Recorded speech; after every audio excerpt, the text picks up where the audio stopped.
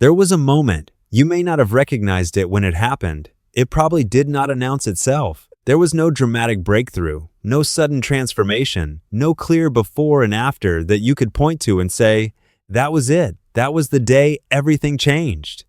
It may have looked like nothing from the outside. Your horse exhaling slowly beside you, their head dropping an inch lower than usual. A softening around the eye that was there and then gone before you had time to name it. But something happened in that moment that was more significant than most of what occurs in a lifetime of horsemanship. Your horse made a decision about you, and that decision has been quietly shaping every interaction you have had with them since. The question most horse owners never think to ask is not whether that moment happened. It did. The question is what their horse has decided since. Whether the evidence that is accumulated across every ride, every grooming session, every hard day and easy morning has confirmed the original verdict, or quietly begun to revise it. Stay with me through every point here because point 4 is something that trainers rarely say out loud but that every horse already knows. And the final point is the one that tells you honestly where you stand right now. 1. Trust in a horse is not a feeling. It is a neurological conclusion. The word trust gets used so often around horses that it has started to lose its weight.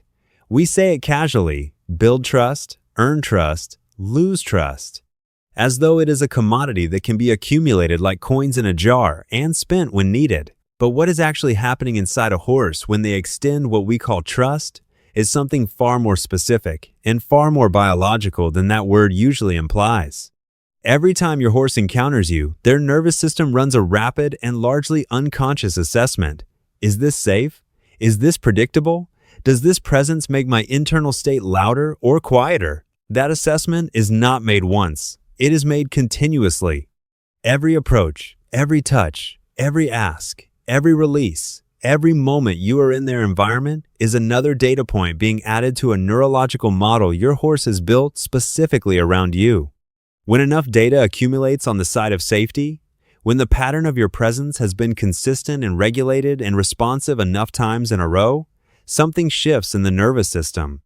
The threat assessment quiets. The vigilance around you drops. The horse begins to spend less metabolic and neurological energy monitoring you and more of it simply being. That shift is what we call trust. Not a feeling they chose to have, a conclusion their nervous system reached based on evidence. And the most important thing to understand about a conclusion is this. It can be updated at any time, in either direction, by whatever evidence arrives next. 2. The moment it happened was probably quieter than you expected. Most people imagine the trust moment as a climax, the horse that finally lets you touch their ear after weeks of patience, the first time they loaded into a trailer without a fight, the ride where everything clicked and the two of you moved like one thing. And sometimes it does look like that. But more often, the neurological shift that represents genuine trust registers as almost nothing. A sigh, a lick and chew, a softening of the muscles around the eye. A horse that was holding themselves slightly braced in your presence who, one day, quietly stops. Dr. Stephen Peters, applying human neuroscience to equine behavior, has described this moment as the parasympathetic shift. The point at which the horse's autonomic nervous system moves from the low-level sympathetic activation that characterizes vigilance into the parasympathetic state that allows genuine rest, genuine learning, genuine connection. That shift cannot be forced. It cannot be performed into existence through technique alone. It happens when the nervous system decides, based on accumulated evidence, that the threat level associated with this particular person has dropped below the threshold that requires constant monitoring. It looks like relaxation because physiologically it is relaxation, but it is not the relaxation of tiredness. It is the relaxation of a nervous system that has finally decided it is allowed to exhale. If you have ever stood with your horse and felt the quality of the air between you change without knowing exactly why, that was probably it. The moment was not dramatic. It rarely is, but it was real, and it was theirs to give. 3.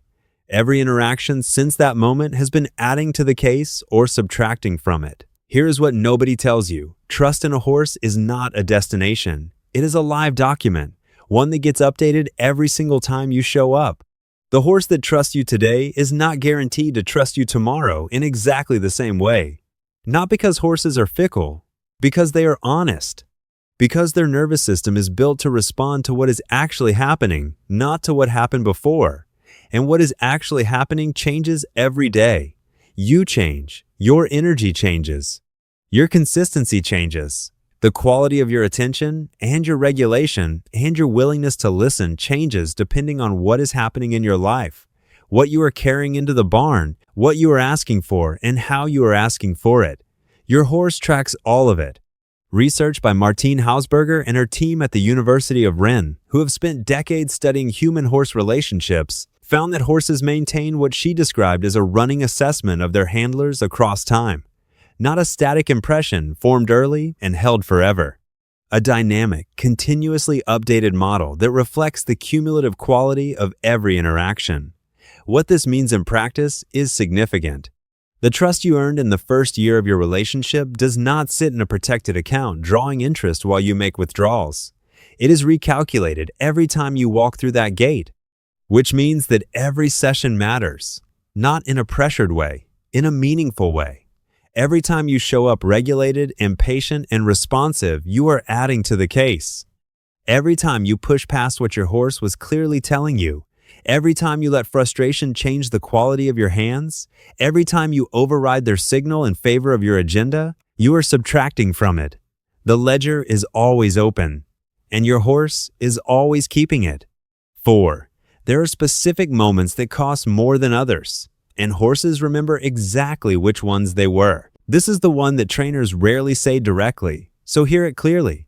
Not all interactions carry equal weight in the trust ledger. The ordinary sessions, the good rides, the easy groundwork, the quiet grooming, these add steadily and reliably to the account. But certain moments carry a disproportionate weight. Moments of high emotional intensity, moments where the horse was frightened and looked to you and found something unexpected. Moments where pressure exceeded what they could process and they had no way out. These moments are encoded differently, more deeply, with more neurological permanence. Because the brain of a prey animal is specifically designed to learn faster and hold longer the things that happen at the edges of safety. That is not a flaw. It is survival engineering. The experiences that most threaten the animal need to be the most unforgettable ones. What this means for your relationship is this. The day you stayed calm when your horse spooked badly and the situation could have escalated, but you breathed and softened and gave them a moment to come back, that day is written in them more permanently than 100 pleasant trail rides. And conversely, the day the pressure got away from you, the day something happened that frightened them badly, and your response added to the fear rather than meeting it, that day is written just as permanently.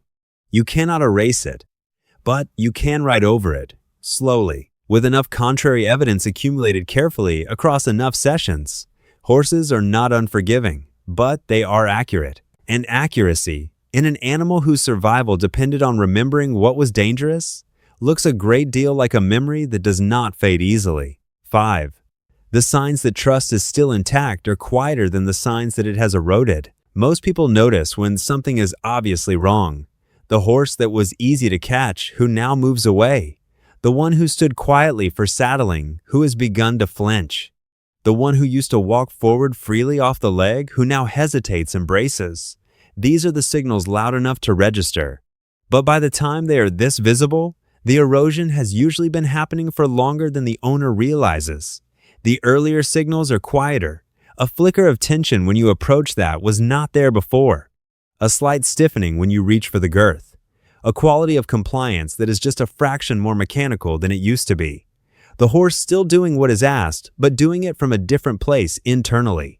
Sue Dyson's research into equine pain and behavioral change documented how horses show a progressive behavioral language around discomfort, whether physical or relational, that begins with subtle, easily dismissed signals and escalates only when the subtle ones go unheard. The horse who pins their ears slightly during tacking, who shifts their weight away during grooming of a particular area, who shows a brief moment of hesitation at the mounting block before complying perfectly. All of these are early language. All of them are worth listening to before they have to get louder. On the other side, the signs that trust is genuinely intact are equally quiet. The horse that exhales when you enter their space. The one who turns towards you in the paddock when you appear at the gate, not because they have learned to expect food, but because something in them orients towards you the way a plant orients toward light. The one who falls asleep during grooming, lower lip loose, weight shifted, eyes gone soft. These are not performances. They are the resting state of a nervous system that has decided, today, that you are still who it concluded you were, that the case still holds, that you are still worth trusting. 6. Whether they still trust you is a question only your presence can answer.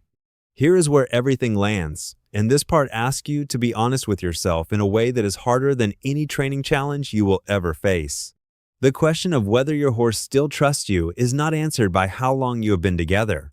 It is not answered by what you have achieved or what others have observed or what your history looks like from the outside. It is answered by what happens in the space between you right now, today, this week. In the most recent handful of moments, your horse has had to form a current impression of who you are. Because horses do not live in the past, they live in the present. And in the present, they are always asking the same question they have always been asking. Is this safe? Is this the same person? Is the evidence still consistent with the conclusion I reached? If you have been distracted lately, or rushed, or asking for more than you have prepared them for, or pushing through signals you used to listen to, they know. Not as a grudge, not as judgment, as data. Current data that is updating the model in real time. And if you have been showing up quietly, consistently, with your nervous system regulated and your attention genuine and your willingness to listen intact, they know that too. The honest answer to whether your horse still trusts you is already waiting for you the next time you walk through that gate. Watch what happens when you approach. Notice what their body does when yours gets close. Feel whether the air between you carries tension or ease. Not the performance of ease, the real thing. The parasympathetic quiet of a nervous system that has looked at the most recent evidence and reached the same conclusion it reached before. That you are still safe, that you are still worth staying close to. That whatever you are asking them to follow you into, you have earned the right to ask. That is trust, not a feeling, a verdict. Delivered quietly, honestly, and entirely on their terms. The only question that remains is whether you have been giving them the evidence to reach it, and only you know the answer to that.